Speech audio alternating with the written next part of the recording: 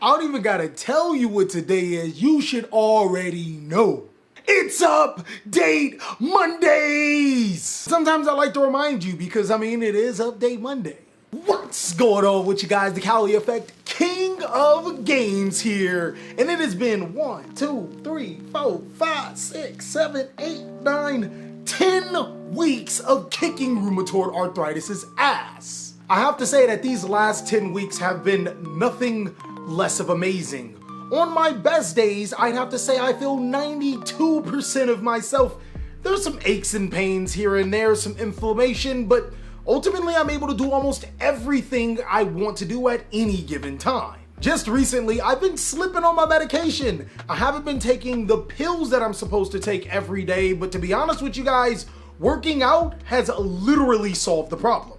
Seriously, I don't care what you guys do though, whether it's walking, running, lifting weights, swimming, I don't care. Please get out there and do something your body will thank you. Now, I know it can be hard budgeting time between your work, your personal life, and finding the way to exercise for yourself, but one budget you won't have to worry about are these particular Yu-Gi-Oh decks. That's right, ladies and gentlemen, in this video, I'm going to be giving you some Yu-Gi-Oh strategies that are budget and competitive. Two words that did not exist back in old school Yu-Gi-Oh!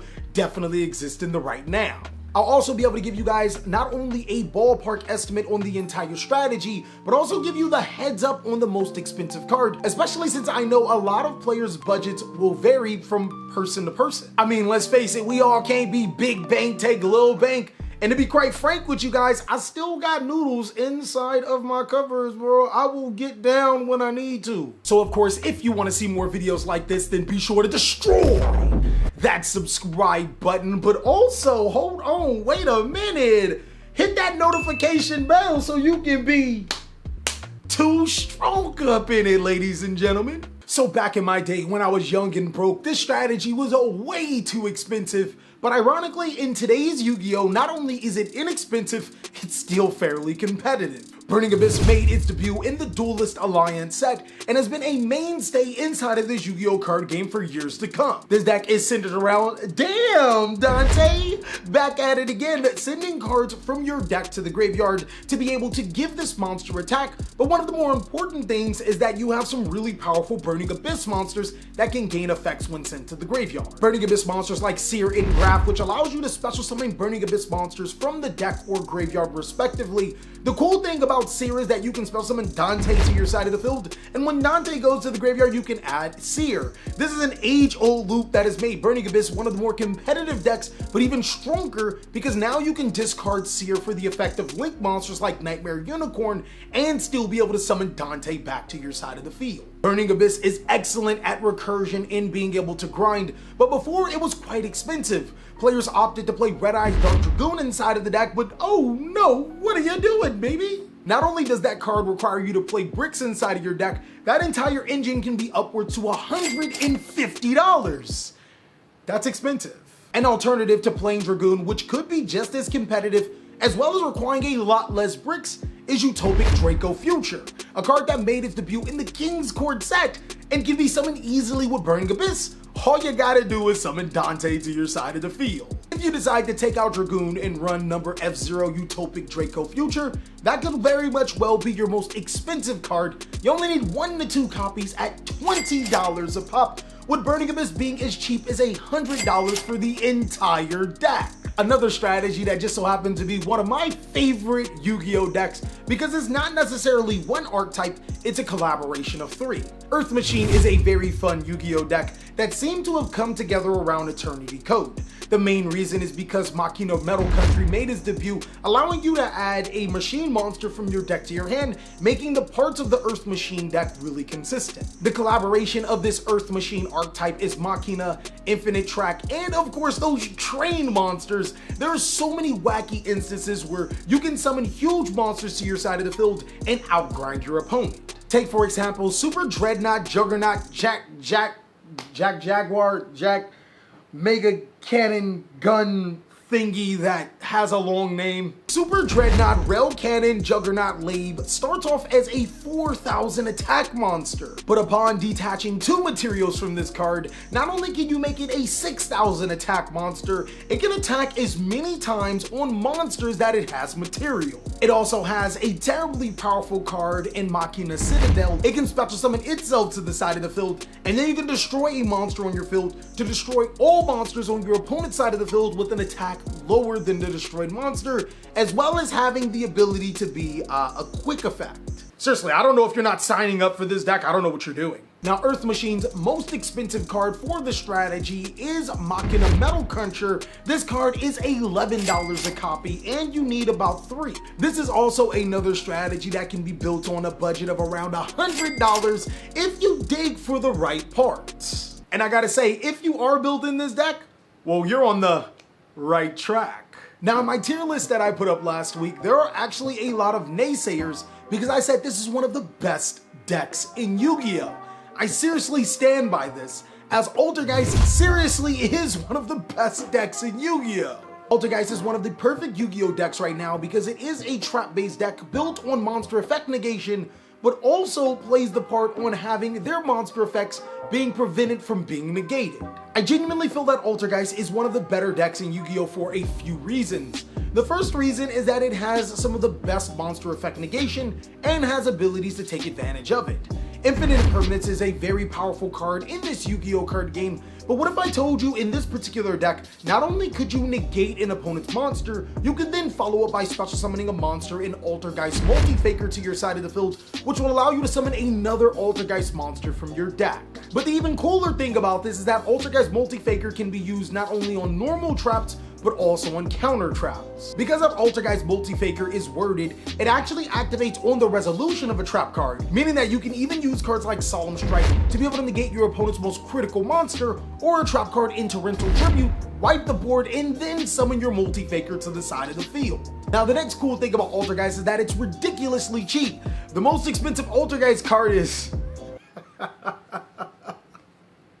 yeah, we're not going to talk about that. The most expensive card for the Altergeist strategy is Infinite Impermanence. This is damn near an Altergeist card in itself, as not only does it give you interruption on your opponent's first turn, the ability to be able to summon Multi-Faker before you even start your turn is too strong. With the entirety of the Altergeist strategy running you in that 100 to 150 range, depending on what pot cards you want to play, that's pretty cheap for a strategy that is considered one of the top in competitive Yu-Gi-Oh! Decks. And while I'm talking about decks that were on that tier list that maybe were a little bit higher than what people expected, I feel like not only is this deck budget, it's also insane. Ignister is a very powerful strategy that has not seen a lot of love.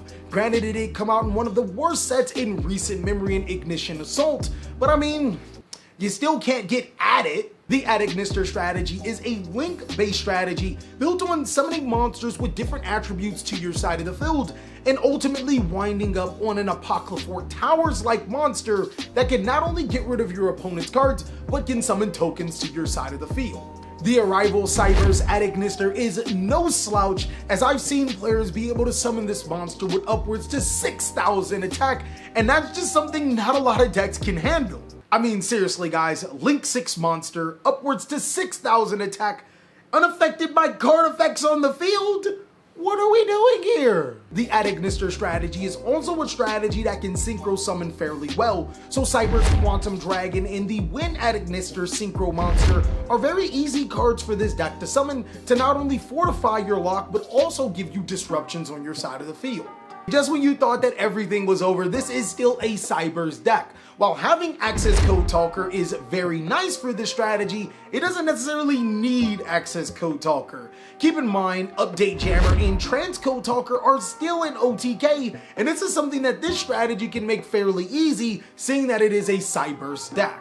The most expensive card for Ignister is Ignister Picari, or Ichigu. Ichahu? Ichika? Achichi. Okay, whatever. Ignister, Pikaru, and Achichi, both of these cards are about $9 each, but everything else for the Ignister strategy? Psh, pennies on the dollar. Realistically, Altergeist is another strategy you can build with a $100 budget. Keep in mind, guys, I've already talked about 4 strategies, meaning that if you spend $400, you could have 4 competitive budget decks. But you probably maybe want to like pimp these decks out. In the last strategy is another strategy I dubbed as Tier 1 on our tier list. If you guys ain't checked it out now, then you probably should check it out now, because that is 3 budget decks that can make this list. I'm not kidding around when I say prank kids are one of the top strategies in Yu-Gi-Oh! And are fairly on a budget. This is a link/fusion based strategy using the link monsters like Prank Kids, Dodo Doodoo Doo, or Bow Wow Bark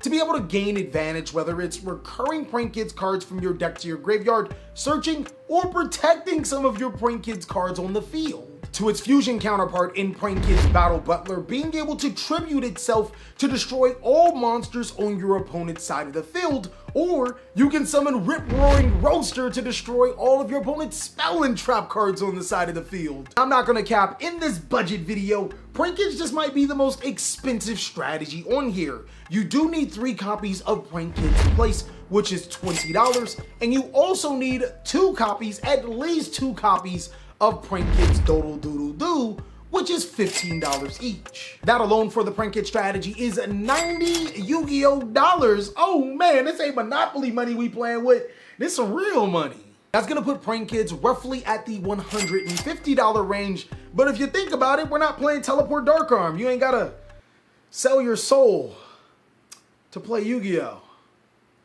I want my soul back. That wasn't a fair deal. Well, that is all that I have for the top budget decks for this format, but that's not the only great budget decks. I'm gonna need you guys to post down below in the comment section what are some other awesome budget decks. I know I missed some strategies like Unchained, and then there's another strategy in Dawn of Majesty I can't say just yet. But I know for a fact, even if you guys did not like these particular strategies, the community will always help.